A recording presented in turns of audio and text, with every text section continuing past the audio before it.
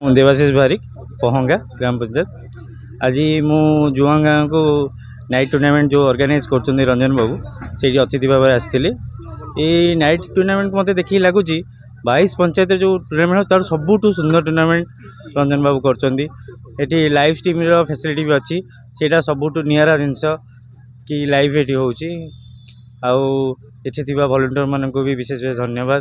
Trilochaneswar cricket ଟିମ୍କୁ ଧନ୍ୟବାଦ, ସେମାନେ ସୁନ୍ଦର ଭାବେ ଏହାକୁ ଅର୍ଗାନାଇଜ୍ କରିଛନ୍ତି।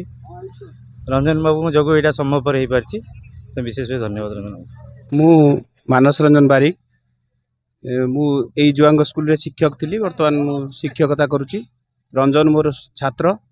ଆଉ ତାର ଯେଉଁ cricket team Trilochaneswar cricket team, ସେ ଗୋଟେ ଏତେ ଭବ୍ୟ ଆୟୋଜନ କରିଛନ୍ତି।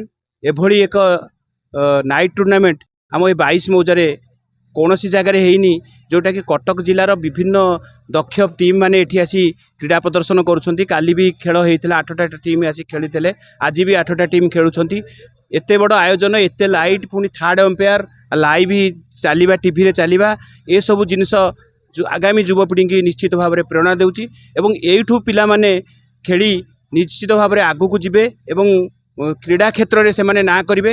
ତାର ପ୍ଲାଟଫର୍ମ ଏଠି ରଞ୍ଜନ ଲେଙ୍କା ତିଆରି କରିଛନ୍ତି।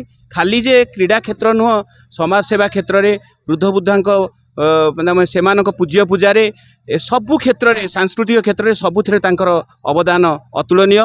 ତେଣୁ ଈଶ୍ୱରଙ୍କୁ ପ୍ରାର୍ଥନା କରୁଛି ସିଏ ତାଙ୍କର ଭବିଷ୍ୟତ ଉଜ୍ଜଳମୟ ହେଉ, ସେ ଏମିତି ଯୁବ ପ୍ରତିଭାମାନଙ୍କୁ ଆଗକୁ ଯିବା ପାଇଁ ପ୍ରେରଣା ଦିଅନ୍ତୁ। ସେଇଟା ହିଁ ଆଜିର ଦିନରେ ଆମେ କାମନା କରୁଛୁ। ଜୟ ଜଗନ୍ନାଥ।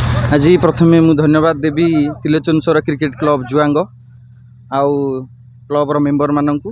ଆଉ ବିଶେଷ ଧନ୍ୟବାଦ ଦେବି ମୁଁ ଆମର ରଞ୍ଜନ କୁମାର ଲେଙ୍କା, ଯାହାଙ୍କ ପ୍ରୟାସରେ ଆଜି ଖେଳଟା ଅନୁଷ୍ଠିତ ହୋଇପାରୁଛି। ଆଉ ଏଇଟା ଆମ ଅଞ୍ଚଳର ଗୋଟେ ବଡ଼ କ୍ରିକେଟ୍ ଟୁର୍ଣ୍ଣାମେଣ୍ଟ, ଯେଉଁଟାକି ପ୍ରଥମ ଥର ପାଇଁ ଆୟୋଜିତ ହେଇଛି। ଆଉ ସବୁ କ୍ରେଡ଼ିଟ୍ ଆମର ଯାଉଛି ଆମର ଦାଦା ରଞ୍ଜନ କୁମାର ଲେଙ୍କାଙ୍କୁ।